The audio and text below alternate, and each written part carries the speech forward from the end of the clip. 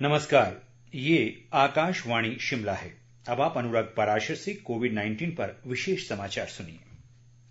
18 वर्ष से अधिक आयु वर्ग के लिए सरकारी केंद्रों पर निःशुल्क राष्ट्रव्यापी कोविड टीकाकरण अभियान जारी है। युवा श्रोताओं से हमारा आग्रह है कि स्वयं कोविड रोधी टीका लगवाएं और अन्य लोगों को भी इसके लिए प्रोत्साहित करें। कोविड स्वास्थ्य के लिए खतरा बना हुआ है, ऐसे में एहतियाती उपायों के पालन में कोताही ना बरतें। जब तक आवश्यक ना हो, घर से बाहर ना निकलें और इन 3 आसान उपायों का पालन करें। मास्क लगाएं, 2 गज की सुरक्षित दूरी बनाए रखें, हाथ और मुंह साफ रखें।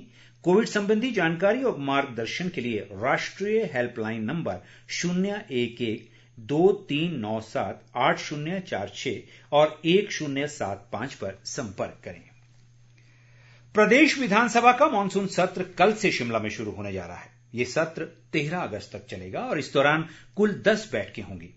मानसून सत्र को लेकर विधानसभा परिसर में सुरक्षा के पुख्ता इंतजाम किए गए हैं।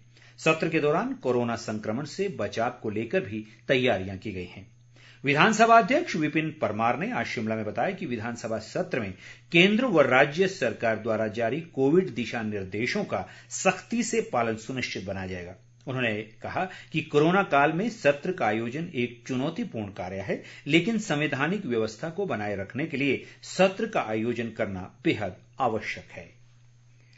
प्रदेश में बीती रात से अब तक कोरोना संक्रमण के 22 नए मामले सामने आए हैं। मंडी जिले में सबसे अधिक 8, कुल्लू में 7, शिमला में 5, जबकि सोलन जिले में 2 नए मामलों की पुष्टि हुई है।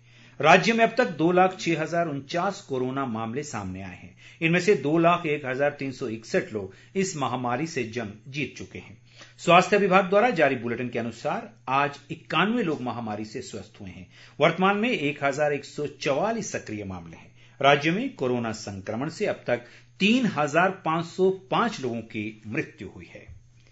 केंद्र सरकार ने राज्यों और केंद्र शासित प्रदेशों को फिर परामर्श दिया है कि वे देशव्यापी कोविड टीकाकरण कार्यक्रम के तहत बेसहारा लोगों को प्राथमिकता के आधार पर वैक्सीन लगाएं।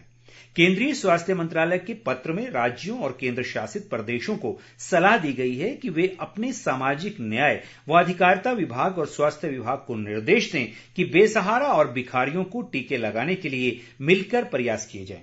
राज्यों के संबंधित विभागों से स्वैच्छिक संगठनों, प्रभावशाली नागरिकों और स्वयं सेवकों की मदद लेने को भी कहा गया है। उन्हें सुझाव दिया गया है कि जनसंख्या के इन वर्गों का टीकाकरण करने के लिए विशेष सत्र आयोजित किए जाएं।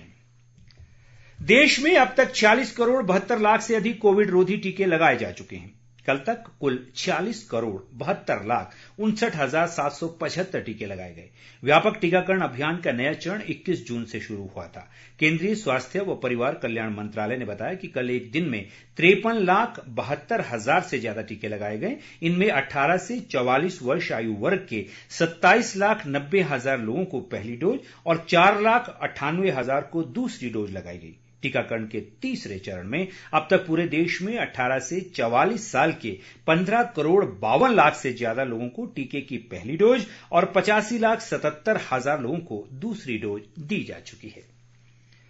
केंद्रीय स्वास्थ्य मंत्रालय ने कहा है कि अब तक राज्यों और केंद्र शासित प्रदेशों को 48 करोड़ 78 लाख से अधिक कोविड टीके उपलब्ध कराए गए हैं।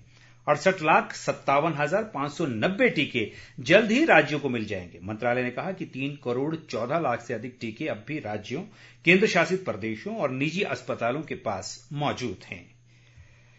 केंद्र सरकार ने कोविड महामारी से निपटने के लिए इमरजेंसी कोविड रिस्पांस पैकेज के तहत राज्यों और केंद्र शासित प्रदेशों को अब तक लगभग 1,828 करोड़ रुपए की राशि प्रदान की है। एक ट्वीट में स्वास्थ्य मंत्री मनसुख मांडविया ने कहा कि ये पैकेज की कुल राशि का 15% है। उन्होंने कहा कि इस पैकेज से देश भर में स्वास्थ्य के बुनियादी ढांचे को मजबूत करने में मदद मिलेगी। प्रदेश के अन्य जिलों की तरह सोलन जिले में भी कोविड टीकाकरण अभियान निरंतर जारी है।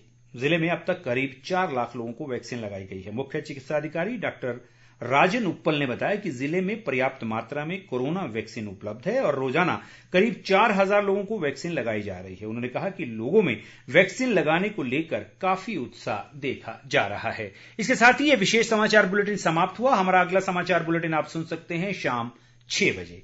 नमस्कार।